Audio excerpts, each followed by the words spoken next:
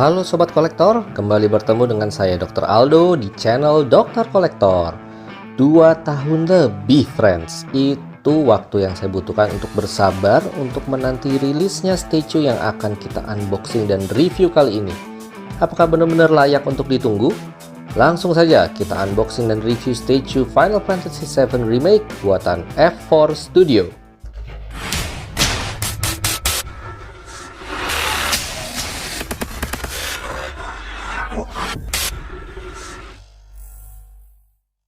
Kita mulai bahas dari packaging luarnya. Di dus coklatnya ada tulisan dan logo dari FF7 Remake dan juga tulisan F4 Studio yang merupakan kepanjangan dari From Fans for Fans. Di bagian samping bisa dilihat ada logo F4 Studio lagi serta keterangan bahwa statue ini skalanya 1/4, bahannya polystone, dan ini juga ada tulisan bahwa ini adalah statue nomor 102 dari total produksi hanya 400 piece seluruh dunia. Di dalam dus coklat terdapat dus utama dengan art cover yang keren banget. Di bagian depan ada logo F4 Studio lagi plus logo FF7 Remake dengan gambar statue dan dioramanya dari sisi samping bagian Tifa. Di bagian sampingnya ada gambar wajah Cloud, Tifa, dan Aerith yang persis sama dengan promo picture statue ini ketika saya dulu PO. Tentunya nanti nih bakal kita bandingin ya dengan final produknya. Lalu kalau kita putar lagi ke bagian belakang ada gambar statue diorama lagi tapi kali ini dari sisi depan disertai tulisan 1/4 scale. Dan ada juga beberapa foto, beberapa detail part statue-nya. Sisi samping yang satu lagi terdapat art cover dari gamenya yang jujur aja nih saya jadi kayak pengen gunting terus pajang dalam figura buat digantung dan dipajang. Terakhir di bagian atas cuman ada logo FF7 Remake dan gambar Buster Sword seperti kayak awal mau pilih new game pada saat kita main gamenya. Itu aja buat box luar dan dalamnya, langsung aja kita keluar isinya dan unboxing part-part statue-nya. Jujur aja ya friends, saya agak deg-degan unboxingnya karena dari youtuber luar kalau saya lihat ada yang dapat kiriman dan ada part yang patah. Mudah-mudahan aja punya saya aman. Sambil saya keluarin part-part statue-nya, saya mau infokan juga bahwa teman-teman yang minat PO statue kayak begini boleh langsung follow dan kontak Instagramnya @spencertoys.id. Ini seller statue yang udah cukup ternama dan sangat terpercaya langganan saya. Untuk statue ini juga saya nggak ragu langsung PO karena terus terang harga PO-nya sangat menggiurkan waktu itu ya. Bayangin dengan harga 10,2 juta aja dapat 3 karakter dalam satu diorama ukurannya 1/4 scale pula lagi. Makanya bisa dimaklumin ya kalau kualitas box dan busa di dalamnya kesannya sih agak kurang. Mudah-mudahan sih nggak ada yang patah ya. Untuk tutorial perakitan statue-nya ini akan saya tunjukin ke teman-teman ya, karena memang kita nggak dikasih manual instruction dan cuman patokan dari art cover boxnya aja untuk merakitnya. Namun sebelumnya saya mau highlight beberapa hal aja nih. Yang pertama, semua part-part statue ini benar-benar dari bahan polystone padat ya, sehingga bisa dipastikan ini terasa kokoh dan berat. Apalagi base dioramanya ini friends, sumpah berat abis, ada kali minimal 10 kilo ya. Benar-benar padat polystone-nya. Dan di bagian bawah base-nya ini ada logo FF7 Remake lagi plus tulisan limited quantity nomor 102 dari 400 plus ada logo F4 Studio-nya. Nah, secara umum proses perakitan statue ini sebenarnya cukup mudah. Pack-packnya itu berbeda ukuran satu sama lain, jadi tinggal dicari yang cocok aja. Plus bagian besar sih cukup presisi ya, meskipun ini statue buatan third party.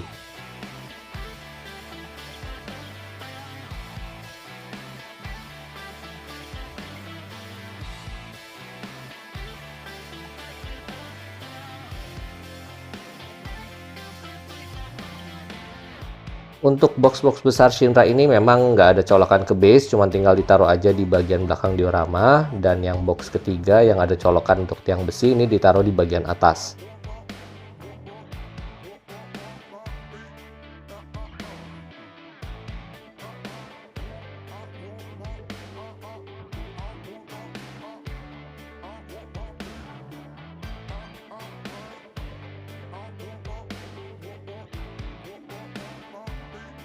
Untuk pemasangan karakter-karakternya sebenarnya cukup presisi dan kokoh.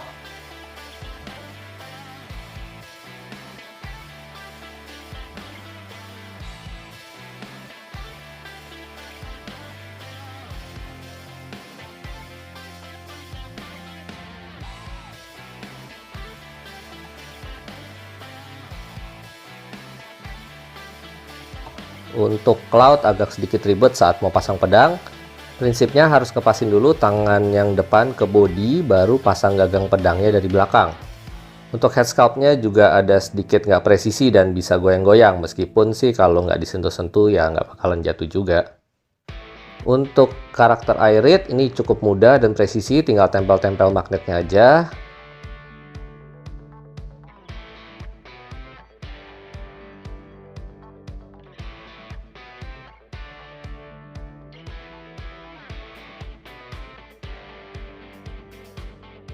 Nah, untuk Tifa, sebelum pasang lengan dan head sculpt, pasang dulu nih tali-tali bajunya sesuai dengan tutorial ini.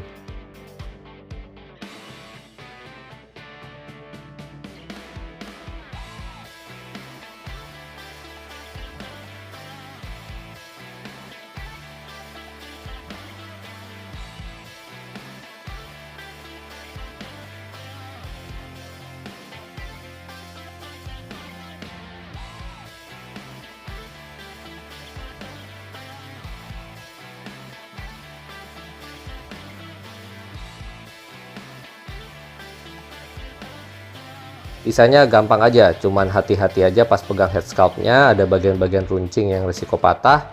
Dan ini kunciran rambutnya juga bisa copot ya kalau ketarik, jadi hati-hati ya friends.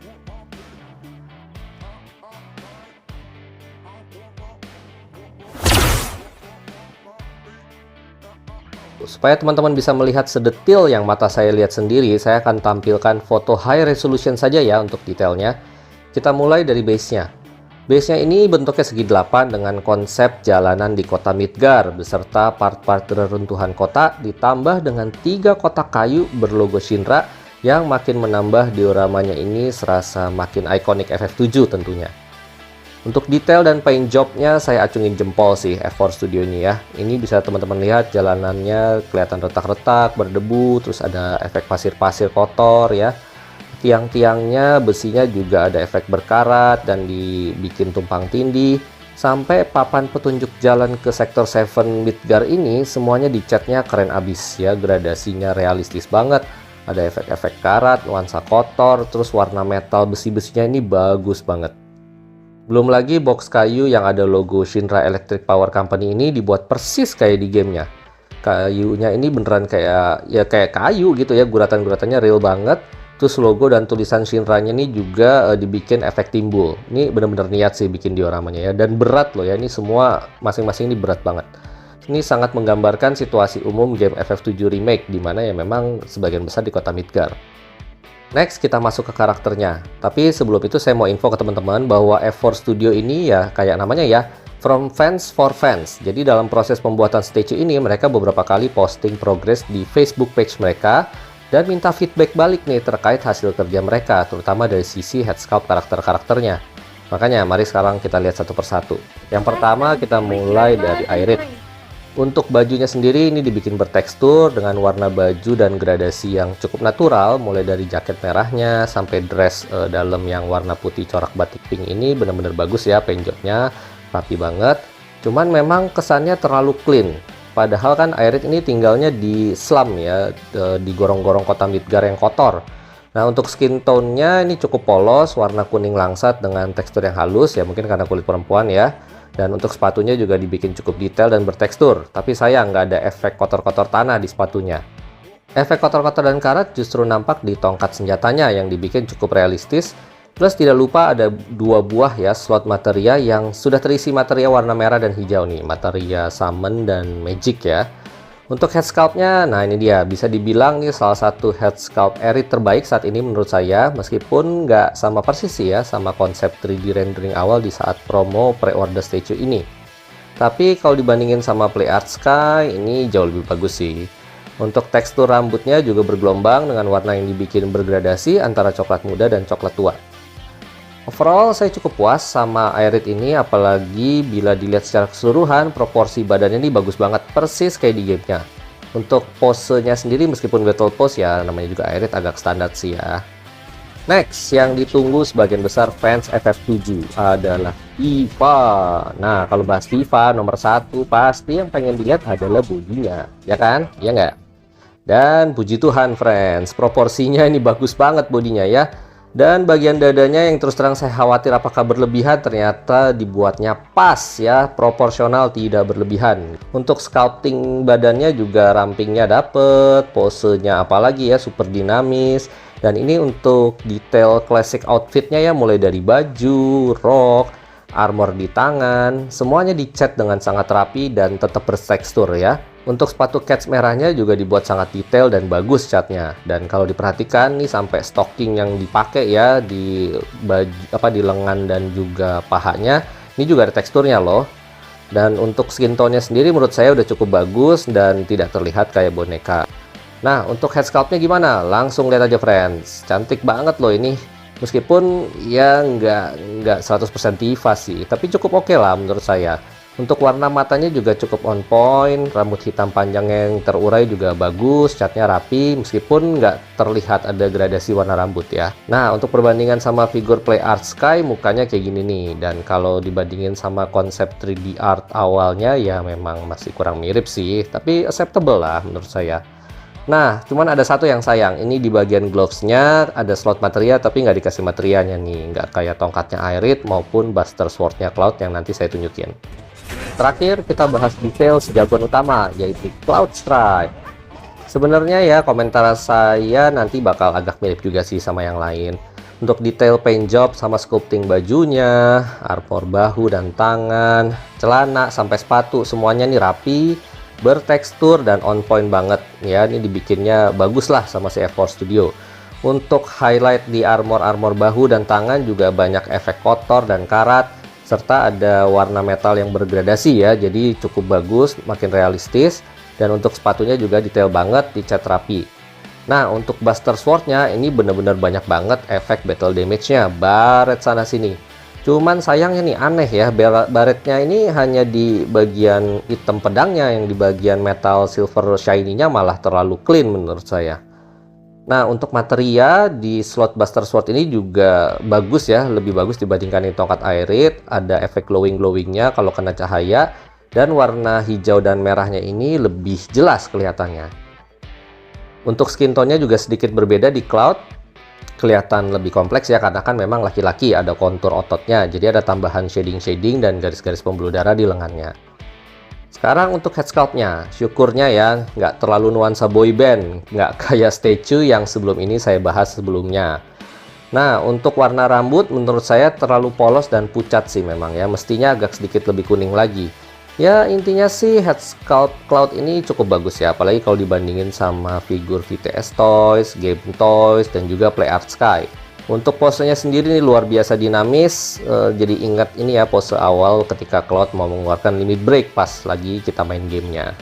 Terakhir tak lupa juga F4 Studio memberikan kartu semacam Certificate of Authenticity yang gambarnya berbeda nih depan belakang. Yang depan gambar statue-nya sama foto Midgar City di background, yang sisi satu lagi ada gambar 3 karakter di statue ini yang diambil dari gamenya, dengan background artwork Cloud dan Sephiroth yang udah sering kita lihat. Dan ini dia friends, penampilan full 3 karakter FF7 Remake di atas diorama kota Midgar. Gimana? Layak nggak nih penantian saya 2 tahun? Nanti kita bahas di kesimpulan ya. Untuk sesi terakhir, mari kita ukur dimensi statue ini. Untuk lebar ke sampingnya, saya ukur nih sekitar 52 cm.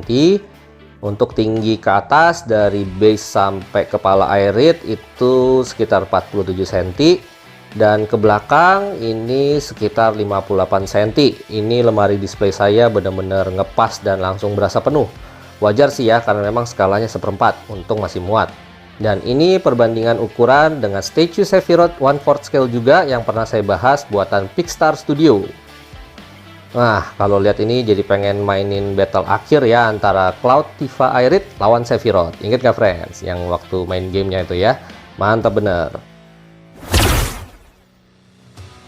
Kesimpulannya, dioramanya bagus, paint job rapi, cukup detail, proporsi badan karakternya sesuai sama gamenya, pose battle-nya dinamis, head sculpt-nya ya cukup acceptable menurut saya. Tapi memang box luarnya memang kesannya nggak eksklusif dan masih ada sedikit bagian dari statue-nya yang agak kurang presisi sedikit. Statue ini memang tidak sempurna, tapi F4 Studio sudah berusaha menampilkan yang terbaik nih dari versi mereka. Dan saya pribadi merasa cukup puas dengan hasil akhirnya meskipun harus nunggu 2 tahun lebih. Oke, sekian dulu unboxing dan review Statue FF7 Remake dari F4 Studio ini. Silahkan like video ini bila teman-teman suka dan subscribe ya ke channel saya.